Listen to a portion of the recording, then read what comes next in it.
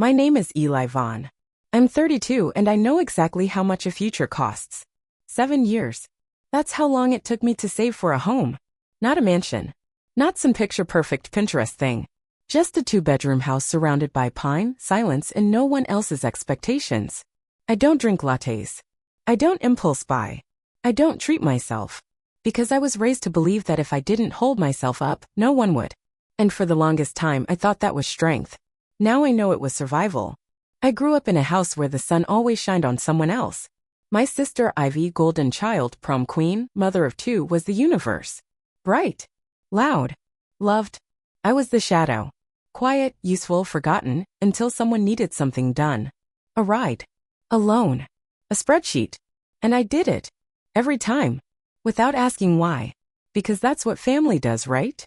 Until you realize you're the only one showing up. Last month I was finally ready. 3 savings accounts full. Credit score untouched. Mortgage pre-approved. I found her. My dream house. Wooden porch. Raised garden beds. No shared walls. No guilt. The first time I saw it, I didn't just see property. I saw peace. I saw Sunday mornings with tea and birdsong. I saw myself. And I didn't tell anyone. Not yet. I wanted it to be mine. Untouched. Unspoiled. But that silence didn't last. It slipped during Sunday dinner. My niece was throwing crackers at the wall, Ivy was ranting about rent, and I was scrolling listings on my phone. That's when I saw it, the listing. My house. And I smiled. What's with the secret smile? Ivy asked mid-eye roll. I hesitated. But then I said it. I'm buying a house. The silence was immediate. Like I dropped a grenade onto the roast chicken. You mean, by yourself? My mom asked, voice tight. I nodded. Yes. I've been saving for years. It's time. Ivy scoffed. Alone? That's kind of selfish, no. I laughed softly. What's selfish about a woman buying her own place? She didn't answer. Neither did anyone else. But the air shifted. Heavy. Watchful. I should have known then. Should have recognized that look on their faces. Like vultures realizing the deer just died. That night, I got the first text. Mom. There's a lovely 4-bedroom in Oak Hollow. Big backyard for the kids. Sending you the link to Arts. I stared at the listing. Huge. Expensive. Completely wrong. Then came Ivy's messages. Ivy. OMG, this one has a guest room and an office. We could totally come visit all the time. Brandon needs space. Ellie hates apartment noise. Come on, Eli. Do this with us. With us. Like my house was their solution. Like my years of sacrifice were just the down payment on their comfort. I didn't answer. The next few days were a blur of pressure masked as love. Think long term. Family needs space. Don't you want your niece and nephew to have a real yard? It wasn't about helping me build a future. It was about hijacking it. Then came the night I signed the papers. Quiet. Alone. Just me and the realtor. I held the pen for a long moment before I wrote my name. Eli Vaughn. On my deed. My dream. My damn choice. I didn't tell them. I wanted to show up that Saturday with a smile and a story. I wanted to say, look, I did it. You always saw me as the quiet one, the backup plan, the spare. But I did something for me. I imagined maybe, just maybe, they'd be proud. Instead. I bought it, I said, fork paused halfway to my mouth. You what? Ivy blinked. Like, you already signed? Last week, I said softly. I'm moving in 2 weeks. You'd think I told them I joined a cult. Without even asking, my mother said, her voice rising like a siren. You knew we were looking at houses for you. Ivy hissed. For me? Or for you? I asked. Ivy didn't blink. You don't need 2 bedrooms. Not when Ellie and Brandon are crammed into bunk beds. Dad cleared his throat. You're the only one stable right now, Eli. This is your chance to help. It's what families do. The words hit me like ice water. Cold. Final. They hadn't been cheering for me. They'd been planning around me. Like my life was a group project and I'd just forgotten to submit their part. I stood up. You never asked what I wanted, I said, my voice shaking.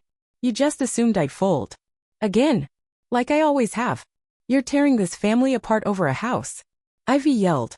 I turned to her slowly. And in that moment, something inside me snapped. Not with rage. Not with hate. With clarity. It's not about a house, I said. It's about a lifetime of being used because I never said no. My mom whispered, you're being dramatic. I smiled, a cold final smile. No. For the first time, I'm being honest. And I walked out the door. That night, I sat in the dark, surrounded by packed boxes and unanswered texts. My phone vibrated like a dying heart. You're cruel. We're family. You owe us. But for the first time in my life, I didn't answer. I stared into the silence and made myself a promise. I'll never let anyone steal from me again, not even with love. I didn't sleep that first night. Not because I was scared. Because I was furious. Not the kind of fury that screams or slams doors. The kind that simmers. Quiet. Controlled. Dangerous. It was like every favor every time I was overlooked. Every unspoken expectation they'd ever shoved in my face had been waiting in the dark. And now? Now it all stepped into the light. My phone wouldn't stop lighting up. Mom. Family means sacrifice, Eli. You knew that. Ivy. You're letting your house go to waste while we suffer in a 2-bedroom shoebox. Aunt Mel. Sweetheart, your mom is devastated. You've always been the strong one. Don't let pride ruin your legacy. Legacy?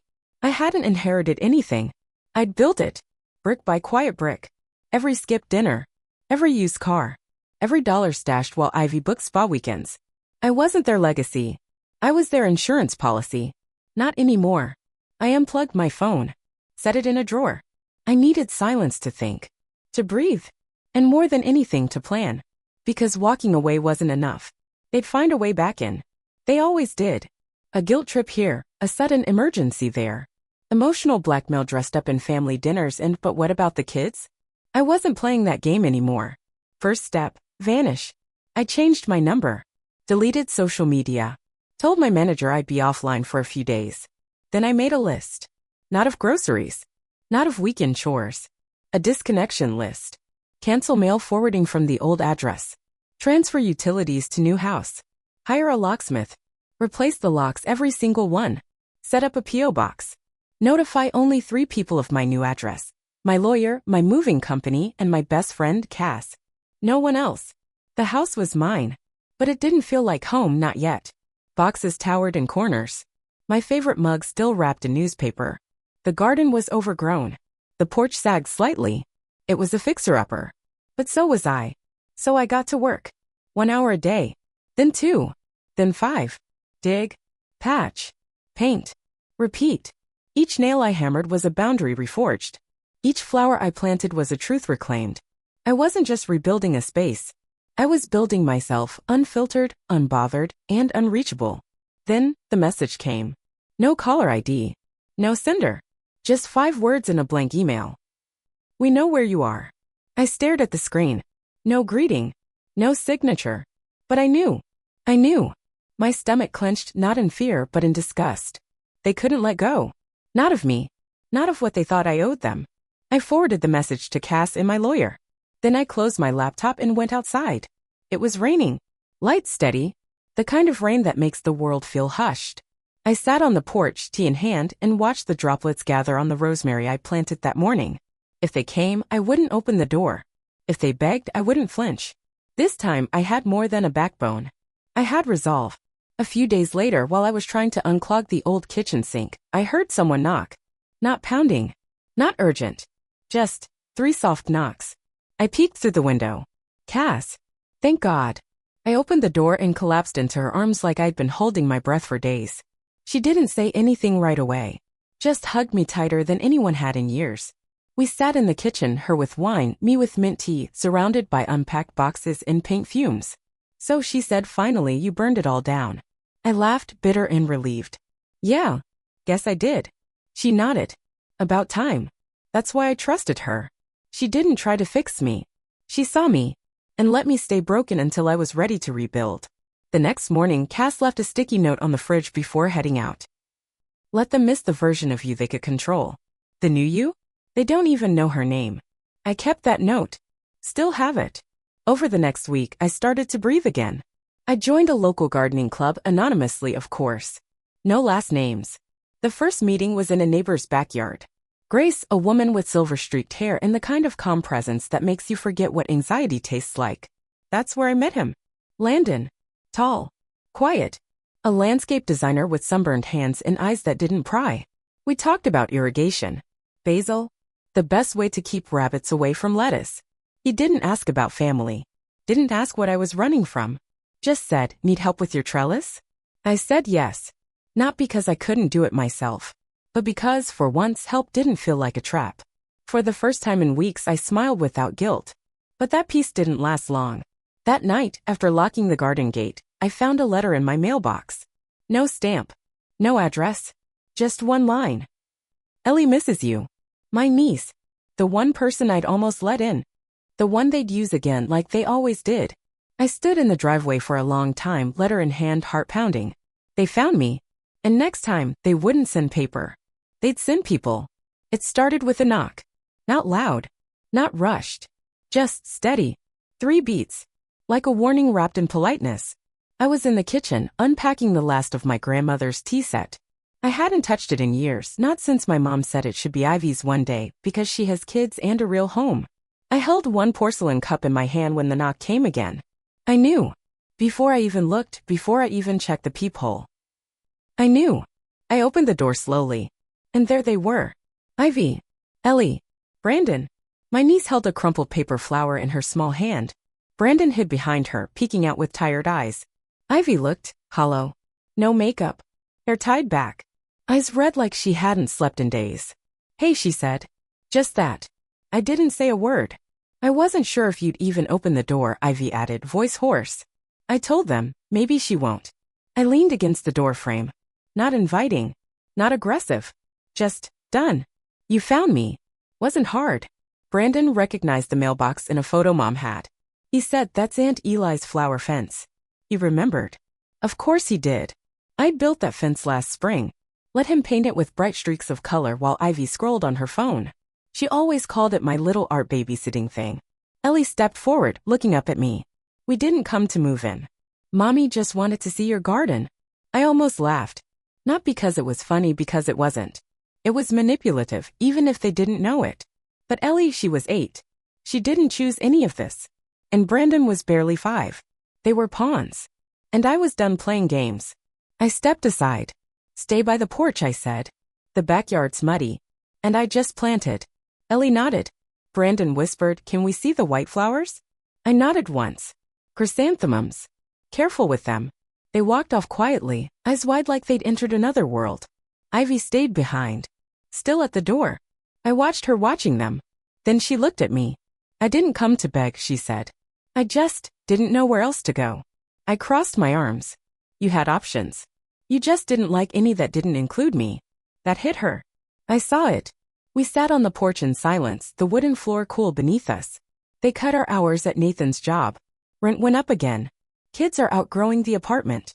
I thought maybe if we showed you we were trying. You showed up uninvited, I cut in. Again. Ivy flinched. I know. I just wanted you to see that we're not doing great. That maybe you'd soften. I turned to her, my voice razor sharp but calm. You don't get to weaponize your children to guilt me into sacrificing my peace. She opened her mouth, but I kept going. You didn't come here to apologize. You came to remind me that you're still struggling. Hoping I'd crack. Hoping I'd slide back into the role you all wrote for me. She said nothing. Just looked down at her hands, trembling slightly. I'm not that version of me anymore, I said. The one who gives and never asks why. The one you all leaned on like she was built without bones. That woman is gone. Ellie's voice called out, Mommy. Aunt Eli has little tomatoes. Look. Ivy smiled, tears in her eyes. They remember you. Even after everything. They still love you. I love them, I said quietly. But I won't destroy myself for them. I thought that was it. I thought maybe, just maybe, she'd say thank you and leave. But then she said something I didn't see coming. We applied at your company. I blinked. What? Ivy didn't look at me. Nathan and I. Separate positions. Remote roles. He's got some data skills and I'm trying to shift into admin work. We both need steady pay. And you use me as a reference? No, she said quickly. Not this time. We're trying to do it clean. But I saw your name in the directory during the assessment, and I panicked. I stared at her, heart pounding. You came here to make sure I wouldn't block you. Her silence was confirmation. For a moment, everything blurred, the garden, the kids' laughter, the warmth of the sun. I saw flashbacks. Me handing Ivy money after her car broke down twice. Me missing out on a trip because Brandon needed daycare fees. Me being told I was cold for not opening my wallet fast enough. Now here she was, hoping I wouldn't ruin her second chance. I looked her dead in the eyes. I won't interfere, I said. But I'm not helping either. Ivy nodded slowly, biting her lip. Fair. She stood up. I don't expect to come back here. I just wanted you to know we're trying. I'm trying. I didn't respond. She turned and walked toward the kids. 5 more minutes, she told them gently. Then we go. When they left, Ellie handed me the paper flower. For your garden, she said. I nodded, took it carefully, then watched them walk away, 3 silhouettes down a tree-lined path, fading into the orange haze of late afternoon. That night, I sat by the window, the paper flower resting beside my mug.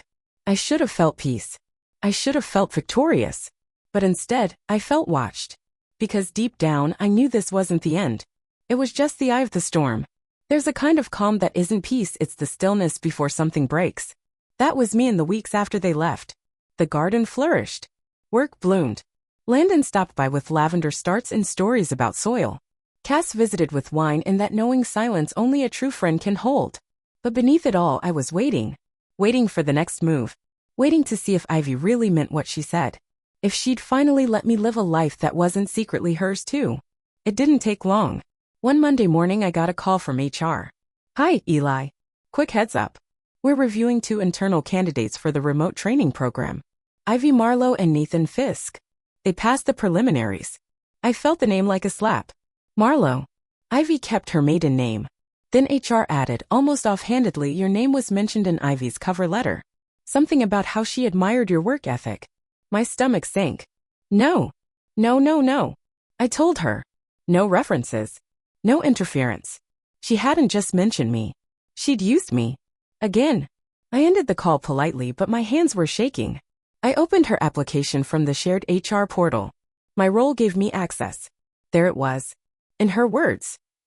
I was inspired to re-enter the workforce thanks to a close relative, someone who proved that discipline and independence can change a life. She never said my name.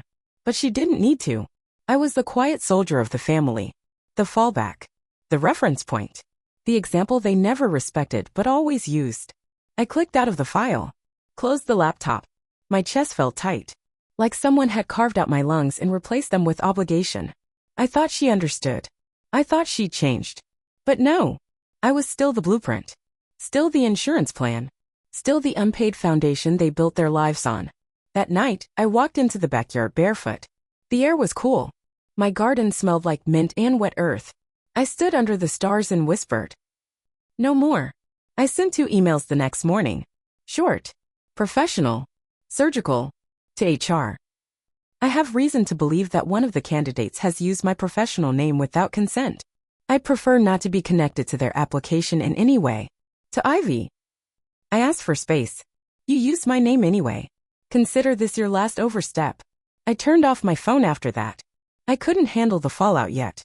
But the fallout came anyway. Ivy didn't call. She showed up. At my gate.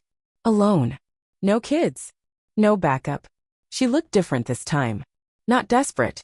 Not dramatic. Just drained. She didn't yell. She didn't beg. She just stood on the other side of my garden fence, the same one Brandon had painted in streaks of yellow. And she said, I didn't name you. I didn't ask for favors. I thought, maybe if they saw the kind of person who inspired me, I'd have a chance. You mean the kind of person you used your whole life, I replied. Ivy's eyes filled, but she didn't look away. I was selfish. I thought being your sister meant I had a right to parts of your life. You didn't ask, I said, my voice shaking. You never did. You just took. My quiet. My money. My future. She blinked hard. I know. And then she said the one thing I didn't expect. I've applied somewhere else. Somewhere you have no connection to. If I get it, I'll move. Start over. Why are you telling me this? Because for once I don't want you to find out after. I want to tell you before. So you know I'm not trying to come back in. That silenced me. We stood there. 2 women who'd lived the same childhood in opposite corners.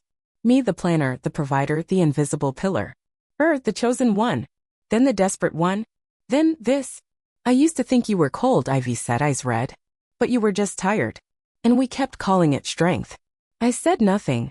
Because every part of me was unraveling and rebuilding at the same time. I'm sorry, she added. Not for asking. But for never once thinking about what it cost you to say yes. I wanted to forgive her. But I couldn't. Not yet. I needed to cross the line fully. Not step around it. Step over it. Later that night, I did something I hadn't planned. I burned the paper flower Ellie had given me. In the fireplace. Slowly. Quietly. Not out of spite. Out of necessity. Because part of me still wanted to make room for them. Still wanted to save her kids. Still wanted to be the good one. But I had to choose. My peace or their chaos. And I finally chose me. The next morning, HR messaged again. Thanks for the clarification. We'll handle things from here. I didn't ask what they did. Didn't want to know. All I knew was this. My name would never again be used without my permission. That weekend, I repainted the garden fence. Covered every handprint. Every old streak of yellow. Fresh coat. Deep green. Like moss. Like rebirth. And when I finished, I carved a single word into the wood by the gate. Boundaries. 3 weeks passed. Quiet. No calls. No knocks. No guilt-tipped arrows shot through my inbox. Just birdsong, basil, and the steady rhythm of my own life. You'd think that's when peace finally arrived. But peace isn't silence. Peace is when the ghosts stop knocking and you stop waiting for them to. Landon came by more often. At first, it was for help trimming branches or moving compost. Then he started leaving baskets, oranges, lavender, once even a note that said, "Mint was taking over your corner bed. I relocated it. Hope that's okay." It was. Everything was okay. Because no one was taking from me anymore. Every yes I gave now came with intention, not obligation. And then the email arrived. From HR. Subject, internal applicant update. My stomach coiled like a wire about to snap. I opened it. Vanessa Marlowe has withdrawn her application. She accepted an offer from a nonprofit in Olympia. She included your name in her exit note with this quote.